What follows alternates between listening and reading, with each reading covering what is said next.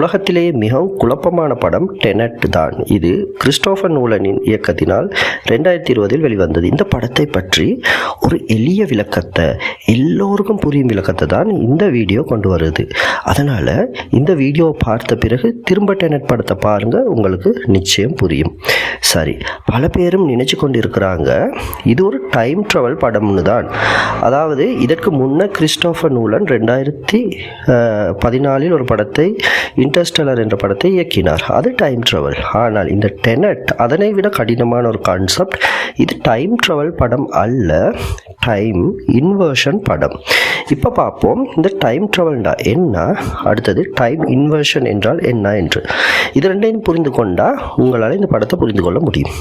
Time travel என்பது ஒரு இடத்திலிருந்து அல்லது ஒரு காலத்திலிருந்து காலப்பயணம் செய்வது. எதிர்காலத்துக்கு செல்லலாம், நிகழ்காலத்துக்கு செல்லலாம். ஆகவே எதிர்காலத்தில் உள்ள இடம் அந்த மனிதரே, நீங்களே. இப்போ நீங்கள் டைம் ட்ராவல் பண்ணுகிறீர்கள் என்றால் எதிர்காலத்துக்கு நீங்கள் தான் செல்வீங்க, கடந்த காலத்துக்கும் நீங்கள் தான் செல்வீங்க. சரியா? அந்த எதிர்காலத்திலும் கடந்த காலத்திலும் உள்ள அந்த இடங்களை பார்ப்பீங்க. இது ஓரளவுக்கு உங்களுக்கு புரிந்துவிடும். ஆனால் டைம் இன்வர்ஷன் என்று சொன்னால் அப்படி அல்ல. டைம் இன்வர்ஷனில் நீங்கள் தான் ட்ராவல் பண்ணுறீங்கன்னு வச்சுக்கொள்வோம். நீங்கள் எதிர்காலத்துக்கோ இறந்த காலத்துக்கோ போக மாட்டீங்க. இந்த படத்தில் உள்ள ஹீரோ அவர் எதிர்காலத்துக்கோ இறந்த காலத்துக்கோ போகவில்லை. அவர் நிகழ்காலத்தில் சாதாரண எம்ஐ மாதிரி தான் வாழ்ந்து கொண்டிருக்கிறார். ஆனால் இந்த டைமின் ஓட்டம் இருக்கிறது தானே, காலத்தின் ஓட்டம், அது நிகழ்காலத்திற்கு வருகிறது. அதாவது எதிர்காலத்தில் நடந்த நிகழ்வுகள் ஹீரோவை நோக்கி இந்த நிகழ்காலத்திற்கு வருகின்றன. அது மாதிரி தான் கடந்த கால நிகழ்வுகள் கூட ஹீரோ இருக்கும் அந்த நிகழ்காலத்திற்கு வருகின்றன. ஆகவே டைம் அந்த நிகழ்வுகளை கொண்டு வருகிறது, ஹீரோ ட்ராவல் பண்ணவில்லை. இதுதான் டைம் இன்வர்ஷன். அதாவது காலத்தின் பின்னோக்கியோ முன்னோக்கியோ செல்லாமல் அந்த நிகழ்வுகள் ஹீரோ இருக்கும் அந்த காலத்தை நோக்கி வருவது. உதாரணமாக இந்த படத்தில் ஒரு துப்பாக்கியிலிருந்து சுடப்பட்ட தோட்டா ஹீரோவை நோக்கி வருவதாக காட்டுவார்கள். அது எப்படி என்றால் அது எதிர்காலத்தில் இருந்து வந்துள்ளது. எதிர்காலத்தில் தான் அந்த ஹீரோ இருந்த காலத்தை விட எதிர்காலத்தில் தான் அந்த தோட்டாவை பிரயோகித்து உள்ளார்கள். அந்த தோட்டா ஹீரோ இருக்கும் நிகழ்காலத்துக்கு எதிர்காலத்தில் இருந்து வருகிறது. ஆகவே ஹீரோ காலத்துக்கு செல்லவில்லை. சரியா? அது மாதிரி தான் இது கடந்த காலத்தில் உள்ள ஒரு விடயம் கூட, ஒரு சில விடயம் கூட, ஒரு தோட்டா கூட ஹீரோவை நோக்கி வரும். இது மாதிரி இப்போ நீங்கள் டைம் இன்வர்ஷனில் நீங்களே இருக்கின்றீர்கள் என்று வைத்துக் கொள்ளுங்க. அப்படின்னு சொன்ன என்ன தெரியுமா நடக்க வேண்டும்?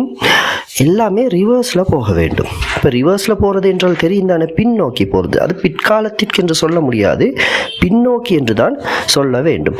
இதற்கு ஒரு மனிதர் போகிறார் என்று வைத்துக்கொள்ளுங்கள். அப்படியே ஒரு மனிதர் இன்வெர்ட்டடாக ஆக போகிறார் என்று வைத்துக்கொள்ளுங்க. அவருடைய சுவாசம் கூட பின்னோக்கி தான் நடைபெறும்.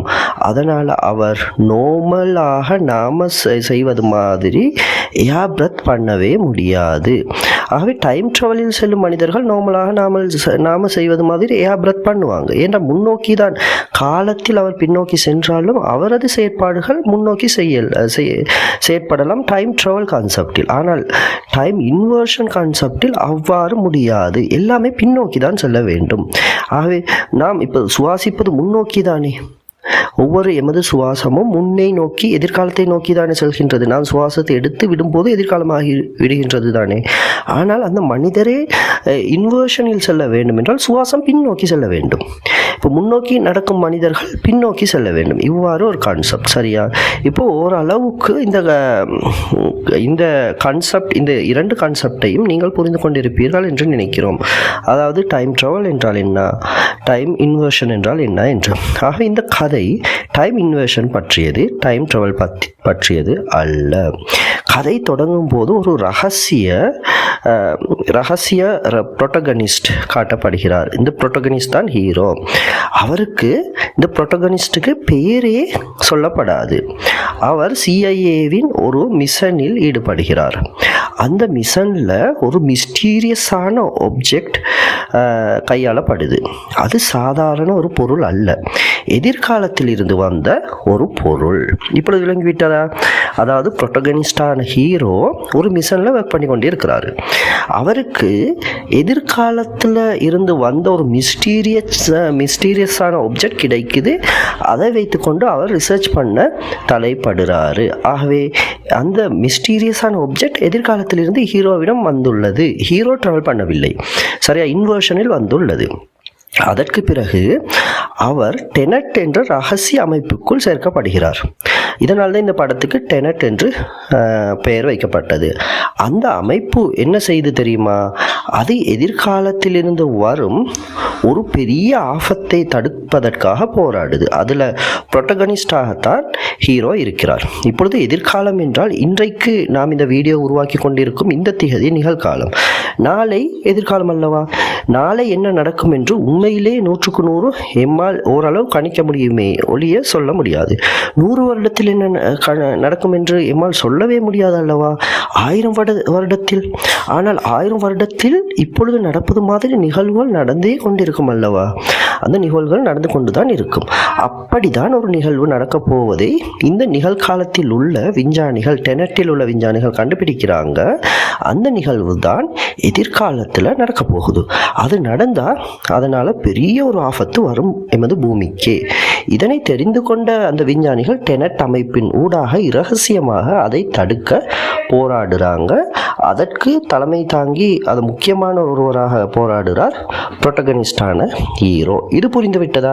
அதனால் தான் அவருக்கு அந்த மர்மமான எதிர்காலத்தில் இந்த வந்த பொருள் கிடைத்துள்ளது. அதனை அவர் கையாள்கிறார். ஏனென்றால் அதனை ரிசர்ச் பண்ணினால்தானே அவருக்கு தெரியும் எதிர்காலத்தில் என்னென்ன நடக்கும், எவ்வாறு இருக்கும் என்று. சரி, இப்பொழுது ஒரு எதிரி, ஒரு ரஷ்ய தொழில் அதிபர் எண்ட்ராய் ஷேட்டர் என்று காட்டப்படுகிறார். அவர் கையில் இருக்குது ஒரு சக்தி வாய்ந்த சாதனம். இது ஒரு அல்கோரிதம். இது முழு உலகத்தையும் ரிவர்ஸாக கொண்டு போக கூடியது. அப்படின்னா என்ன நடக்கும்? அது நடந்தால் நாம் ஃபார்வர்ட் டைமில் வாழ முடியாது. முழு உலகமும் ரிவர்ஸ் ஆகி அழிந்துவிடும். ஆகவே தி ஷேட்டர் என்ற எதிரியானவர் ஒரு மிகப்பெரிய ரஷ்ய தொழிலதிபராக இருக்கிறார். அவர் இருப்பது எதிர்காலத்தில். பல ஆண்டுகள், இந்த ஹீரோ இருக்கும் ஆண்டுகளுக்கு பல ஆண்டுகள் கழித்து தான் அவர் இருக்கிறாரு, சரியா? அவரிடம் இருக்கிற அந்த மிக அல்கோரிதம் எனப்படும் மிக அந்த டைமை ரிவர்ஸாக கொண்டு செல்லக்கூடிய அந்த சாதனம் என்ன செய்யும் என்றால் முழு உலகத்தையும் பின்னோக்கி கொண்டு செல்லும். முன்னோக்கி. இப்பொழுது நம்ம மூச்சு விடுவது கூட முன்னோக்கி தானே. எமது வாழ்க்கை ஒன்று முன்னோக்கி தானே செல்கின்றது. இதனை முற்று முழுதாக ரிவர்ஸ் ஆகிவிடும். எனவே இவ்வாறு ரிவர்ஸாக உலகம் சென்றால் உலகம் அழிவதை தடுக்கவே முடியாது. ஆகவே இந்த எதிரியிடம் இருந்து உலகத்தை காப்பாற்றத்தான் ஹீரோ போராடுகிறார் டெனட் அமைப்பின் ஊடாக. அடுத்தது பாருங்க, இங்கதான் படம் ஒரு பசல் மாதிரி மாறுது. இதன் பிறகுதான் பசல் மாதிரி ஒரு படம் மாறுது. ஒரு பக்கம் ஹீரோ ஃபார்வர்ட் டைம்ல பயணிக்கிறாரு. ஹீரோ நம்மள மாதிரியே நம்ம ஃபார்வர்ட் டைம்ல தானே பயணிக்கிறோம். ஏனென்றால் நமக்கு வயசாகி கொண்டுதான் செல்கின்றதை ஒழிய வயது குறையாது அல்லவா? ஒவ்வொரு மூச்சும் நாம் எதிர்காலத்தை நோக்கி தானே விடுகிறோம். இது உங்களுக்கு புரிந்திருக்கும். மற்றொரு பக்கம் சிலர் பெக்வார்ட், அதாவது அந்த சேட்டர் என்பவர் உட்பட சிலர் பெக்வார்ட் டைமில் பயணிக்கிறாங்க. ஒரே ஒரு காட்சியில் இருவரும் எதிரெதிராக நடக்கிற மாதிரி காட்டப்படுகிறது. அதாவது சிலர் ஹீரோ மற்றும் இன்னும் சிலர் எம்ஐ மாதிரியே ஃபார்வர்ட் டைமில் பயணித்து கொண்டிருக்கிறாங்க. அது மாதிரி தான் ஹீரோ சார்ந்த சிலராகவும் இருக்கலாம், அது மாதிரி வில்லனை சார்ந்த சிலராகவும் இருக்கலாம். அவர்கள் பயணிப்பது பெக்வார்ட் டைமில் பயணிக்கிறாங்க, சரியா? இப்படி இரண்டு விதமான அந்த பயணங்கள் டைமில் நிகழ்த்தப்படும் போது ஒரு காட்சியில் பெக்வார்ட் டைமை நோக்கி பயணிப்பவங்களும் நம்மை மாதிரி ஃபார்வர்ட் டைமை நோக்கி பயணிப்பவங்களும் ஒரு காட்சியில் சந்திக்கிறாங்க. காரோட்டம் ஒரு காட்சி காட்டப்படுகிறது. அது ஒரு சண்டை காட்சி. எல்லாம் ஒரே நேரத்தில் இரண்டு காலங்களிலும் நடக்குது. அதனால தான் படம் கொஞ்சம் குழப்பமாக தோணுது. ஆனால் நினச்சி பாருங்க, இது ஒரு மிரர் வேர்ல்டு மாதிரி தான். ஒரு மிரரில் உங்களை நீங்கள் பார்த்தால் மிரரிலும் நீங்கள் இருப்பீங்க, அதை மாதிரி உண்மையாகவும் நீங்கள் இருப்பீங்க. சரியா? ஆகவே இரண்டு நீங்கள் இருக்கிறீங்க தானே, மிரரில் இருக்கிற நீங்களும் இருக்கிறீங்க. அதை மாதிரி இங்கு எது ஆனால் உங்களால் கூற முடியும் நீங்கள் உண்மையானவர் நீங்கள் தான், மிரருக்கு வெளியே இருப்பவர் தான் மிரர் அல்ல என்று கூற முடியும் தானே. இங்கே அவ்வாறு கூற முடியாது. எது மிரர் என்று கூற முடியாது. சரியா? பேக்வார்டாக பயணித்தாங்க, அடுத்தது ஃபார்வர்டாக பயணித்தாங்க, ஹீரோ உட்பட சிலர். இவர்கள் இருவரும் ஒரு கார் ஓட்டும் காட்சியில், ஒரு சண்டை காட்சியில் ஒரே நேரத்தில் சந்திக்கிறாங்க. அதில் யார் மிரர் என்று கூறவே முடியாது. ஆகவே குழப்பம் இங்கு ஆரம்பிக்கின்றது. இப்பொழுது ஹீரோவின் உண்மையான முகம் படம் முடிவுக்கு வரும்போது காட்டப்படுகின்றது. படம் முடிவுக்கு வரும் போதுதான் அவரின் உண்மையான முகம் புரியும். ஹீரோ ஃபார்வர்டாக போறவர் அல்ல. அதாவது ஹீரோ முதலில் காட்டப்பட்டது எப்படி? ஃபார்வர்டாக நம்மை மாதிரியே பயணிக்கிறார் என்றுதான் காட்டப்பட்டது. ஆனால் உண்மையில் கடைசியை நெருங்கும் போது அந்த எண்ணங்கள் எமது அந்த புரிதல்கள் தவிடுபொடியாக கலைக்கப்படும். அதில் ஒரு காட்சியின் மூலம் உண்மையில் அவர்தான் எதிர்காலத்தில் இருந்து வந்தவர் என்று காட்டப்படும். அவர்தான் இந்த டெனட் அமைப்பையே ஆரம்பித்தவர் என்று காட்டப்படும். அதாவது ஹீரோ தன் வாழ்க்கையை பல முறை இன்வர்ஷன் செய்து தானே தன்னுடைய கடந்த காலத்தை காப்பாற்றி கொண்டிருக்கிறார். அதாவது இன்னும் புரியும் வகையில் உங்களுக்கு கூற வேண்டும் என்றால், ஏற்கனவே பல காட்சிகள் காட்டப்பட்டது தானே. ஹீரோ நிகழ்காலத்தில் இருப்பது மாதிரியும் அவர் அந்த எதிர்காலத்தில் இருந்து வரும் ஆபத்துக்களை தவிர்க்க போராடுவது மாதிரியும் காட்டப்பட்டது தானே. ஹீரோ ஃபார்வர்டை நோக்கி, அதாவது நம்மை மாதிரியே ஃபார்வர்ட் டைம், முன்னோக்கிய டைமில் பயணிப்பது மாதிரி காட்டப்பட்டது தானே. இது எல்லாமே உண்மை இல்லை என்று கடைசியில் புரிய வரும். அதாவது சேட்டர் என்ற எதிரி ஃபார்வர்டில் இருக்கின்றான். அவன் அந்த உலகத்தை அழிக்க, பேக்வார்டாக மாற்றி அழிக்க முயல்கின்றான். அந்த காலத்தை சேர்ந்தவர் தான் ஹீரோவும். சரியா? அந்த காலத்தை சேர்ந்த ஹீரோ அப்ப அந்த காலத்தில் தான் ஹீரோவும் இருக்கிறார். அதனால் அவருக்கு அது புரிந்துவிட்டது, இதனை நாம் தடுக்க வேண்டும் என்று. அதே ஹீரோ இப்பொழுது கடந்த காலத்திற்கு வந்திருக்கிறார். எதிர்காலத்திலிருந்து கடந்த காலத்துக்கு வந்திருக்கிறார். அந்த கடந்த காலம் என்பது எமக்கு நிகழ்காலம். இப்பொழுது இந்த படத்தில் காட்டப்படுவது நிகழ்காலம், எல்லோருக்கும் நிகழ்காலம். சரியா? ஹீரோவை பொறுத்த வகையில் அது கடந்த காலம். ஆகவே கடந்த காலத்தில் வந்து ஆனால் நிகழ்காலத்தில் வாழ்கிறார் ஹீரோ. அவர் வாழும் ஹீரோ தான் இந்த டெனட்டை நிறுவினார். எனவே டெனட்டை நிறுவிய அந்த ஹீரோ யார் தெரியுமா? எதிர்காலத்தில் உள்ள அதே ஹீரோ. அதே ஹீரோ நிறுவிய அந்த டெனட்டில் இப்பொழுது கடந்த காலத்துக்கு வந்து நிகழ்காலத்தில் வாழ்கிறார் தானே ஒரு ஹீரோ. அந்த ஹீரோ தான் வேலைக்கு சேர்க்கப்படுகிறார். இந்த கடந்த காலத்திலிருந்து நிகழ்காலத்திற்கு வந்த அந்த ஹீரோ வேலைக்கு சேர்க்கப்படுகிறார். முதல் காட்சியாக இதுதான் காட்டப்பட்டது. அவர் அந்த அதாவது பேக்வார்டை நோக்கி, ரிவர்ஸை நோக்கி அந்த எதிரிகள் அந்த காலத்தை திசை திருப்பி விடாமல் தடுப்பதாக காட்டப்பட்டது. ஆனால் உண்மையில் அவர் வந்திருப்பது அதே எதிர்காலத்தில் இருந்துதான். எனவே இன்னும் நீங்கள் தெளிவாக கவனித்தால் இன்னும் ஒரு விடயம் புரியும். இந்த ஹீரோ என்ன செய்கின்றார் என்றால், சில நேரங்களில் அவர் தன்னோட எதிர்கால வடிவத்தோட கூட போராடுகிறார். அதனை இந்த படத்தில் பார்த்திருப்பீங்க. ஏனென்றால் அந்த அவரது எதிர்கால வடிவம் அந்த எதிரியால் இன்ஃப்ளூயன்ஸ் பண்ணப்பட்டு, எதிர்காலத்தில் இருக்கிறான் அந்த எதிரியால், சேட்டர் என்ற அந்த எதிரியால், வில்லனினால் இன்ஃப்ளூயன்ஸ் பண்ணப்பட்டு அவரது அந்த எதிர்கால வடிவமும் உலகத்தை அழிக்க, அந்த எதிர்காலத்தில் உலகத்தை அழிப்பதற்கான கர்மங்களை மேற்கொள்கிறது. எனவே இந்த கடந்த காலத்திற்கு வந்து நிகழ்காலத்தில் வாழ்கிறார் தானே ஹீரோ. அவர் போராடுகிறார் எதிர்காலத்தில் உள்ள தனது இன்னொரு வடிவத்துடன். எனவே இதற்கு டெம்பரல் பிரின்ஸ் மூவ்மெண்ட் என்று ஒரு பெயரும் வைத்துள்ளனர். ஒரே நிகழ்வு இரு திசையிலும் நடப்பதுதான் இது. ஒரே நிகழ்வு இரண்டு திசையிலும் நடப்பது. ஒருவரே அவருடன் இறந்த காலத்தில் இருக்கும் ஒருவர் எதிர்காலத்தில் இருக்கும் தனது வடிவத்துடன் நிகழ்காலத்தில் போராடுவது. சரியா? இது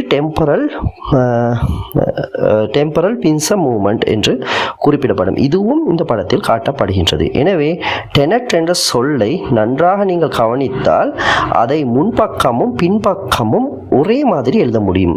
ஆங்கிலத்தில் இவ்வாறான சொற்கள் மிகவும் அரிது. எனவே தான் இந்த படத்திற்கு இந்த பெயரை வைத்துள்ளார்கள். அது முன்பக்கமாகவும் போகும், பின்பக்கமாகவும் போகும். ஆகவே டெனட் என்பதன் அர்த்தம் என்னவென்றால் அது ஃபார்வர்டாக நம்மை நோக்கியும் சென்று கொண்டிருக்கும், அடுத்தது எதிர்காலத்திலிருந்து பின்னோக்கியும் வந்து கொண்டிருக்கும் கூடிய ஒரு சூழலாகும், ஒரு சாத்தியமாகும். சரியா? அடுத்தது நேரம் என்பது ஒரு வழிப்பாதை அல்ல, அது ஒரு வட்டம் என்று இந்த படம் சொல்ல வருகின்றது. இப்பொழுது எம்மை பொறுத்தவரையில் நேரம் என்பது ஒரு வழிப்பாதை தானே. முன்னோக்கி மட்டுமே சென்று கொண்டிருக்கிறோம், பின்னோக்கி வரவே முடியாது என்பது தானே. ஆனால் இந்த படம் டைம் இன்வர்ஷன் என்ற கருத்தினூடாக சொல்லுவது என்னவென்றால் ஒரு வட்டம். வட்டத்தில் எங்கு என்றால் யார் எந்த திசையில் என்றால் பயணிக்கலாம் தானே. அதற்கு திசையே உண்மையில் இல்லையே, சுற்றி சுற்றி வந்து கொண்டிருக்கலாம் தானே, முன்னால் பின்னால் என்று ஒரு வித்தியாசமே கிடையாது. ஆகவே நேரம் ஒரு வட்டமாக இருக்கின்றது. நாம் போகிற திசை ஃபார்வர்டாக இருந்தாலும் யாரோ ஒருவருக்கு அது பெக்வார்டாக இருக்கலாம். நாம ஃபார்வர்டாக போய் கொண்டிருக்கிறோம், ஆனால் யாரோ ஒருவர் அது பெக்வார்டாக வந்து கொண்டிருக்கலாம். ஏனென்றால் டைம் ஒரு வட்டம் அல்லவா. அதுதான் இந்த படத்தில் காட்டப்பட்டது. ஆகவே இந்த புரிதல், நாம் இதுவரை உங்களுக்கு விளங்கப்படுத்தி இந்த புரிதலை மனதில் வைத்துக்கொண்டு மீண்டும் படத்தை பாருங்கள், உங்களுக்கு புரியும். கிறிஸ்டோபர் நோலான் எல்லா படங்களிலும் ஒரு உணர்ச்சி பூர்வமான மெசேஜையும் சயின்ஸ் ஃபிக்ஷனுடன் வைப்பார். அது காதலோ கடமையோ தியாகமோ எல்லாம் ஒரே கேள்விக்குள்ளதான் வருது. நீங்கள் உங்களுடைய வாழ்க்கையை எந்த திசையில் வாழ்ந்தாலும் அதனை அர்த்தமானதாக உங்களால் மாற்ற முடியும். நீங்கள் டெனட்டை ஒரே ஒரு முறை பார்த்தா குழப்பம்தான் வரும். ஆனால் 2-3 தடவை தொடர்ந்து பாருங்க, இந்த விளக்கத்தை வைத்துக்கொண்டு மனதில் வைத்துக்கொண்டு படம் நன்றாக புரியும். இந்த படத்தில் லாஜிக் கூறப்பட்டுள்ளது. இது ஒரு மெஜிக் படம் அல்ல, இது ஒரு லாஜிக்கலான படம். ஆகவே தொடர்ந்து இவ்வாறான புரிவதற்கு மிகவும் கடினமான, உலகத்திலேயே புரிந்து கொள்ள மிகவும் கடினமான இந்த படத்தை நாம் எளிமையாக விளங்கப்படுத்தி உள்ளோம். அது மாதிரியான இன்னும் படங்கள் வரும்போது நாம் தொடர்ந்தும் விளக்கங்களை கொண்டு வருவோம். எனவே எமது சேனலுடன் சப்ஸ்கிரைப் பண்ணுங்க, இணைந்திருங்க.